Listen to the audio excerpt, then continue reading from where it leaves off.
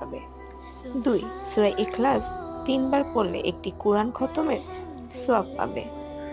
3 বার যেকোনো একটি দুরূদ শরীফ পড়বে, তাহলে জান্নাতের মূল্য পরিশোধ করার সমপরিমাণ সওয়াব পাওয়া যাবে। যেমন সবচেয়ে ছোট দুরূদ শরীফ হচ্ছে সাল্লাল্লাহু আলাইহি ওয়াসাল্লাম। 4, যেকোনো ইস্তিগফার বা আস্তাগফিরুল্লাহ 10 বার পাঠ করলে দুজন অখুশি মানুষকে খুশি করার সমপরিমাণ সওয়াব পাওয়া যাবে। শেষ, কালেমে শাহাদাত 4 বার পাঠ করলে একটি হজ সমপরিমাণ সওয়াব পাওয়া যাবে। সুবহানাল্লাহ, সুবহানাল্লাহ।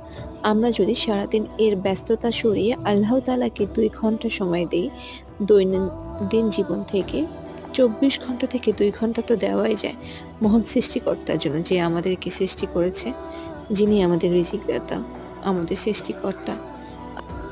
মনে রাখতে হবে, আমাদের পৃথিবীতে আগমনের প্রধান কারণ হচ্ছে আল্লাহ তাআলার ইবাদত করা।